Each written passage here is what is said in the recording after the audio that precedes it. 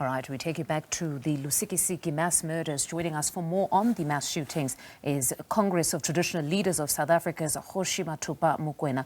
Good evening, Kgoshi Mokoena. Thank you very much for joining us on the program.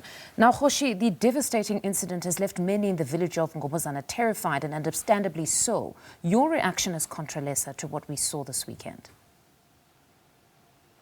Thank you very much, Madam. As Contralesa, we are so shocked and devastated by these mass killings. All we can say is that it is clear that the South Africans are prisoners of their own votes. What we're going to say as Contralesa is that, Mr. President, please stand up. The people are dying. There is no way in which these incidents can happen on a daily basis. And a month cannot pass without hearing this kind of killings in our country. And all we want to say is that the National Commissioner, may you please, with all your provincial commissioners, come up with some strategies on how to deal with crime in this country. We said in our statement, Madam, that the National Commissioner were aware that he loved following the minister wherever the minister goes, as if it is his bodyguard. He must just come up with some strategies on how to deal with this crime. Madam, how can we blame those who are calling for a referendum on death penalty? That those who are saying a death penalty is not a deterrent.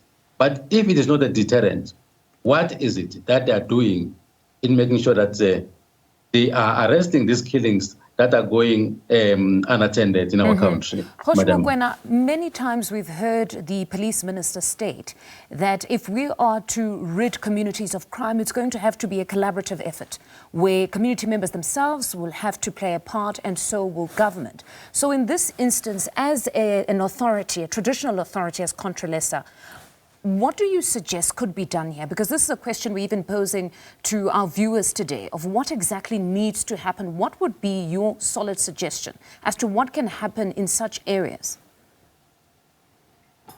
All what needs to happen now is for the authorities to come down to the people, to leaders of our society. Ask them exactly what is it that must happen. People have got ideas and they've got even tips. They know people who are committing some of these crimes.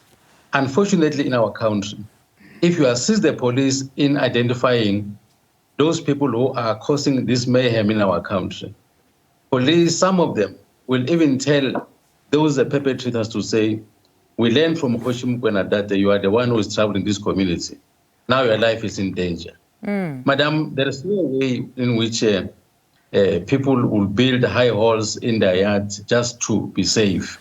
You can hear now from that area that the people are now afraid even to go around to go and do their normal errands. They can't do that. We hear that some of them are looking to leave the area now.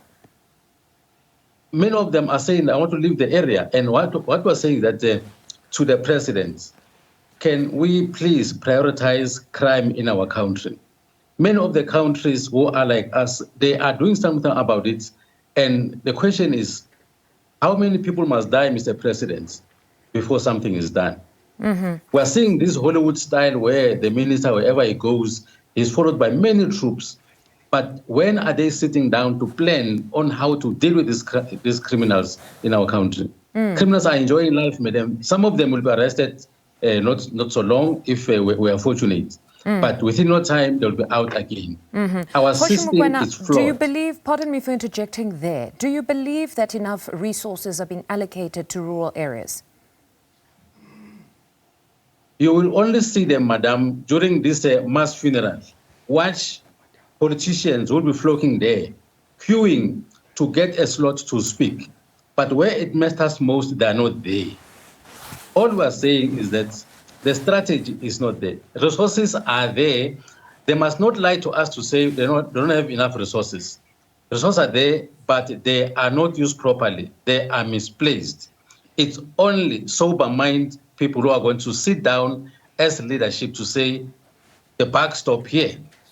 And I am telling you, madam, if those criminals, if they are charged and sentenced, if in those prisons, they are made to feel that we are now in a different place. I'm telling you they're going to stop doing this. Some of these inmates, I am told, they are even choosing menus on what to eat in the morning, lunchtime, and in the evening. Some of them are happy because they've got opportunities to go to school and study. Guess what? Some of them will leave those prisons being certificated with diplomas and degrees. But what about the loyal citizens who are sitting at home? As Contralesa was saying, Mr. President, it's high time, please leave that comfort space, come to us. Mr. Minister, yes, the Hollywood style that we're doing with your police must come to an end. It's high time, come to us as leaders, let's plan together. Because you cannot impose some of your plans that are not effective in our community, madam. Most certainly. I suppose that's why they've gone down to the people of Lusikisiki to try and find out what exactly can be done to effectively address crime in the area. But Kgoshi Mokoena, thank you very much for joining us this evening. That's Congress of Traditional Leaders of South Africa, Kgoshi Mathupa Mokoena, speaking to us. More news on the other side of this break. Do stay with us.